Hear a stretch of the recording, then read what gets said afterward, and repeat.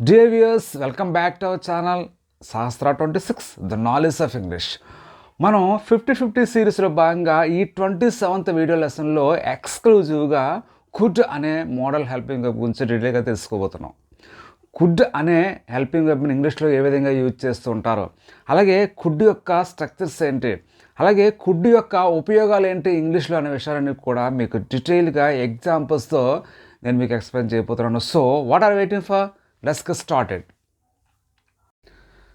Friends, could అనేది ఒక modal helping verb. అలాగే కుడ్ అనేది past ability, past capacity, past స్కిల్ని చెప్పడం జరుగుతుంది. అంటే ఏదైనా మనకి ఉన్న గతంలో సామర్థ్యాన్ని కానీ నైపుణ్యాన్ని కానీ మన యొక్క కెపాసిటీని కానీ ఎక్స్ప్రెస్ చేసేటప్పుడు మనం కుడ్ అనే ఒక మోడల్ హెల్పింగ్ వెబ్ యూజ్ చేస్తుంటాం. కుడ్ అనేది పాజిటివ్ ఫామ్, కుడ్ నాట్ అనేది నెగిటివ్ ఫామ్. ఆ కుడ్ నాట్ని మనం స్పోకెన్ ఇంగ్లీష్లో కుడెంట్గా పలుకుతూ ఉంటాం, కాంట్రాక్ట్ చేసి కుడెంట్. ఓకే, ఇప్పుడు మనం కుడ్తో కుడ్ ప్లస్ V1 అనే స్ట్రక్చర్ యూజ్ చేసి స్టేట్మెంట్స్ అలాగే క్వశ్చన్స్ ఏ విధంగా ఫ్రేమ్ చేస్తారనే విషయాన్ని ఒక ఎగ్జాంపుల్ సెంటెన్స్తో నేను మీకు ఎక్స్ప్లెయిన్ చేయబోతున్నాను. The sentence is I could swim in the past. I could swim in the past అంటే నేను గతంలో ఈత ఆడగలిగేవాడిని. అంటే నాకు అర్థం ఏంటి? గతంలో నాకు ఈత ఆడగలిగే సామర్థ్యం ఉండని చెప్పి దాని యొక్క అర్థం. ఇది స్టేట్మెంట్ కాబట్టి స్టార్టింగ్లోనే సబ్జెక్ట్ వస్తుంది ఐ, తర్వాత కుడ్ యూజ్ చేసాం అంటే హెల్పింగ్ వెబ్ యూజ్ చేసాం, తర్వాత స్విమ్ అనే మెయిన్ వెర్బ్ యొక్క ఫస్ట్ ఫామ్ని యూజ్ చేసాం, బేర్ ఫామ్ని యూజ్ చేసాం swim. I could swim in the past అంటే గతంలో, అంటే నేను గతంలో ఈత ఆడగలిగేవాడిని అని చెప్పి దాని యొక్క అర్థం. That is the positive statement. ఇప్పుడు నెగిటివ్ చేయాలి అంటే గతంలో నేను ఈత ఆడగలగలేకపోయేవాడిని లేదా గతంలో నాకు ఈత ఆడగలిగే సామర్థ్యం ఉండేది కదని చెప్పడానికి ఆ కుడ్ తర్వాత నాట్ ఉంచితే సరిపోతుంది. దాన్నే మనం కుడెంట్గా పలుకుతూ ఉంటాం. I couldn't swim in the past. Subject వచ్చి తర్వాత కుడెంట్ యూజ్ చేసి తర్వాత స్విమ్ అనే V1 యూజ్ చేసి తర్వాత మిగతా పార్ట్ ఆఫ్ ది రాయడం జరిగింది సెంటెన్స్ని. ఇలా I couldn't swim in the past అని చెప్పి నెగిటివ్ స్టేట్మెంట్ రావడం జరిగింది.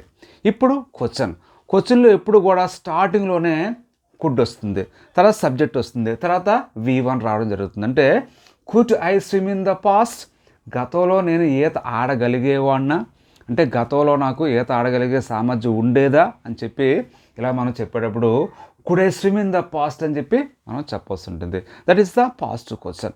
నెగిటివ్ క్వశ్చన్లో కుడెంట్ స్టార్టింగ్లోనే యూజ్ చేస్తూ ఉంటాం.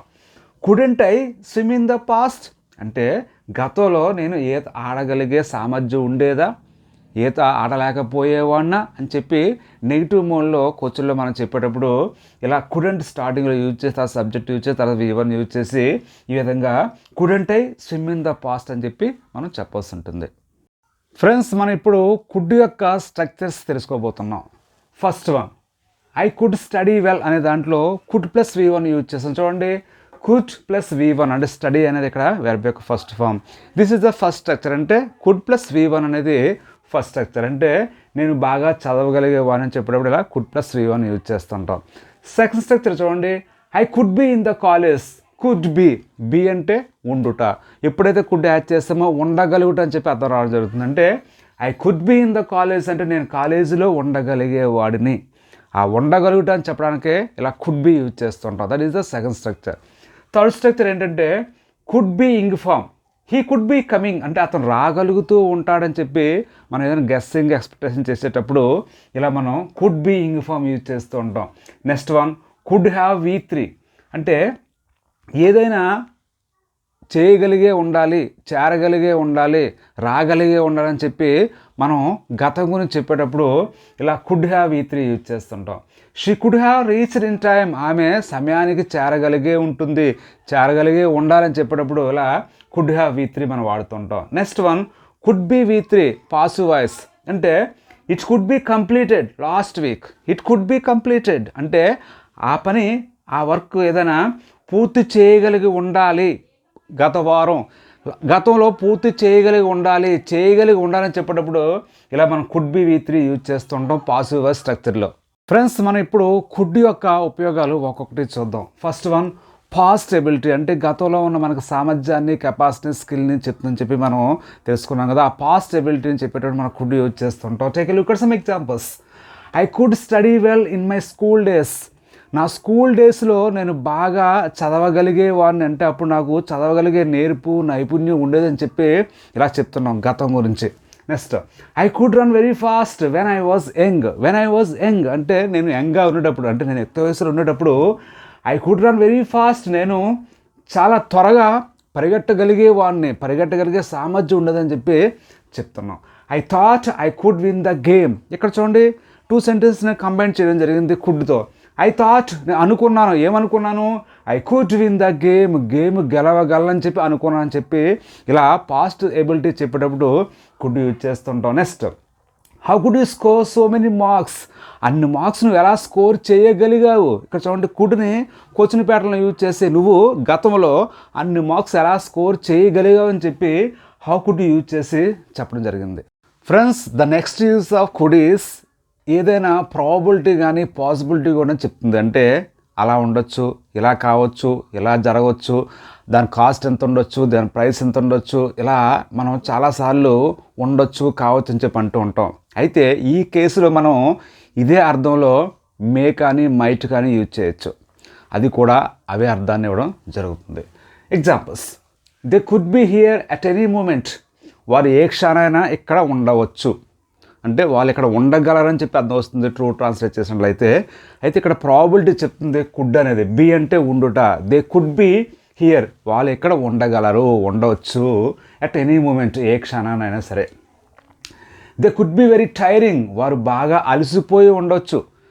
ఇలా నేను గెస్ చేస్తున్నాను, ఎక్స్పెక్ట్ చేస్తున్నాను ఏమవుతుందని. వాళ్ళు బాగా అలసిపోయి ఉండవచ్చు, అంటే వాళ్ళు ఏదైనా ప్రయాణం చేసి వచ్చాక అలసిపోయి ఉండొచ్చు అని చెప్పి ఇలా మనం కుడ్ బి యూజ్ చేసి తర్వాత ఇంగ్ ఫామ్ యూజ్ చేస్తుంటాం. కుడ్ బి టైరింగ్, దాని ముందు వెరీ అని చాలా అని చెప్పడానికి వెరీ యూజ్ చేయడం జరిగింది. Next, if you ask again she could get angry. If you ask again, నువ్వు మళ్ళీ అడిగినట్లయితే ఆమెకు కోపం వచ్చే అవకాశం ఉందని చెప్పి ప్రాబిలిటీని చెప్తున్నావు. షీ కుడ్ గెట్ యాంగ్రీ అని. Next, it could B an accident. అది యాక్సిడెంట్ అయి ఉండొచ్చు, లేదా యాక్సిడెంట్ కావచ్చు అని చెప్పి ఇలా మనం కుడ్ బి అన్ యాక్సిడెంట్ అని చెప్పాం. ఇక్కడ కుడ్ బి ప్లేస్లో మేబీ యూజ్ చేయొచ్చు. It may be an accident. Might be కూడా యూజ్ చేయొచ్చు. It might be an accident అని చెప్పి అదే అర్థాలతో. The car cost could be about 2 lakhs. ఆ కార్ కాస్ట్ ఏమో 2 లక్షల దాకా ఉండొచ్చు. ఇక్కడ అబౌట్ అంటే సుమారు, దాదాపు అని చెప్పి అర్థం. ఆ కారు ఖరీదేమో 2 లక్షల దాకా ఉండొచ్చు అని చెప్పి మనం గెస్సింగ్, ఎక్స్పెక్టేషన్, అలాగే ప్రాబిలిటీ కూడా ఇక్కడ చెప్పడం జరుగుతుంది. He could be buying A bike soon. అతను త్వరలోనే ఒక బైక్ని కొనొచ్చు, బైక్ని కొనే అవకాశం ఉందని చెప్పి ఇలా మనం ఫ్యూచర్ కానీ ప్రెజెంట్ కానీ పాసిబిలిటీ లేదా ప్రాబిలిటీ చెప్పేటప్పుడు ఇలా కుడ్ యూజ్ చేస్తూ ఉంటాం. Friends, the next use of could is polite request. అంటే మనం ఎవరినైనా ఏదైనా అడిగేటప్పుడు చాలా మర్యాదకరంగా మనం ఉండడానికి అప్పుడు కుడ్ యూజ్ చేస్తూ ఉంటాం. అంటే ఎవరైనా సహాయం కానీ ఏదైనా వస్తువు కానీ ఏదైనా అడిగేటప్పుడు చాలా మర్యాదకరంగా ఉండడానికి మనం కుడ్ యూజ్ చేస్తూ ఉంటాం. ఎక్కువగా స్ట్రేంజర్స్తో, అన్నోన్ పీపుల్తో, అలాగే మనకన్నా పెద్దవారితో, అలాగే ఏదైనా మంచి ఉన్నత స్థానాల్లో ఉన్నవారితో మనం ఏదైనా అడిగేటప్పుడు చేసేటప్పుడు ఎక్కువగా కుడ్ వాడుతూ ఉంటాం చాలా మర్యాదకరంగా ఉండడానికి. Take a look at some examples. Excuse me, could you please step aside. Excuse me మన్నిస్తారా, కాస్త పక్కకు తప్పుకుంటారా, కాస్త పక్కకు జరుగుతారని చెప్పి అడుగుతున్నాం. అంటే అక్కడ ఆయన మన స్ట్రేంజర్, మనకు ఎవరో తెలియదు. ఆ తెలియని వ్యక్తులు అడిగేటప్పుడు మనం చాలా మర్యాదకరంగా అడగాలి కాబట్టి ఇక్కడ మనం కుడ్ యూజ్ చేస్తాం. Could you please step aside. Step aside అంటే పక్కకు జరుగుట. Next one, if you don't mind could you give me your phone once. I need to call urgently. నేను అర్జెంటుగా కాల్ చేసుకోవాలి, మీకు అభ్యంతరం లేకపోతే ఒకసారి ఫోన్ ఇస్తారా. మీకు అభ్యంతరం లేకపోతే చెప్పడానికి ఇఫ్ యూ డోంట్ మైండ్ అని చెప్పి యూజ్ చేసాం. Could you give me your phone once, ఒకసారి ఫోన్ ఇస్తారని చెప్పి ఇలా అడుగుతున్నాం. అయితే ఇక్కడ చూడండి, ఇవన్నీ క్వశ్చన్స్లా కనిపిస్తాయి కానీ జస్ట్ రిక్వెస్ట్ మాత్రమే. అంటే మనం క్వశ్చన్ ఫార్మాట్లో యూజ్ చేసే request. Next, could you tell your dad to help me in this matter. మీ నాన్నగారికి ఈ విషయంలో, ఈ మ్యాటర్లో సాయం చేయమని చెప్పి మీ నాన్నగారికి కొంచెం చెప్తారా. ఇలా చూడండి, could you tell your dad, మీ డాడీకి చెప్తారా దేని గురించి, to help me in this matter, ఈ విషయంలో సాయం చేయమని. ఇలా మనం పొలైట్గా అడిగేటప్పుడు కుడ్ వాడుతూ ఉంటాం. Could I have a glass of water please, ఒక గ్లాసు నీళ్ళు ఇస్తారా.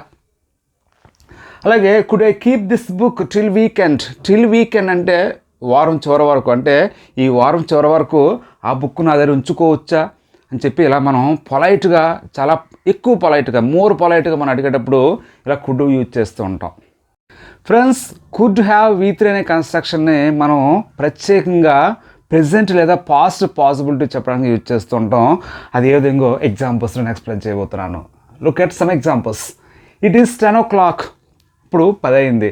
They could have reached home. వాళ్ళు ఇంటికి చేరుకునే ఉండొచ్చు, ఇంటికి చేరుకునే ఉంటారని చెప్పి ఇలా నేను పాసిబిలిటీ చెప్తున్నాను. ఇలా పాసిబిలిటీ చెప్పేటప్పుడు కుడ్ హ్యావ్ V3 యూజ్ చేయొచ్చు. ఇక్కడ చూడండి, కుడ్ హ్యావ్ V3 అంటే రీచ్ అనే వెర్బ్ యొక్క థర్డ్ ఫామ్ రీచ్డ్, ఇలా యూజ్ చేసాం. Next one, he could have stopped smoking if he wanted to. If he wanted to, అతను కోరుకున్నట్లయితే, చూడండి ఇదంతా గతమే, నాట్ ప్రెజెంట్.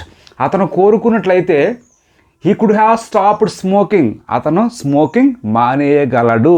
అంటే ఇక్కడ కుడ్ అనేది పాసిబిలిటీని చెప్తుంది. పాసిబిలిటీని చెప్తుంది అంటే ఎలా? పాస్ట్ పాసిబిలిటీ చెప్తుంది. అంటే గతంలో అతను స్మోకింగ్ మానేయగలడు, అంటే మానేయగల సామర్థ్యం ఉంది అతను కోరుకుంటే, ఇలా చెప్పాం. Next, she could have learned English. ఆమె ఇంగ్లీష్ నేర్చుకోగలిగే ఉంటుంది, అంటే ఇంగ్లీష్ నేర్చుకోగలిగే కెపాసిటీ ఉంటుంది, సామర్థ్యం ఉంటుందని చెప్పి ఇలా చెప్పేటప్పుడు మనం కుడ్ యూజ్ చేస్తూ ఉంటాం. She could have learned. Learn అనే వెర్బ్ యొక్క థర్డ్ ఫామ్ ఏంటి? Learned. Next, I could have helped you if you had asked me.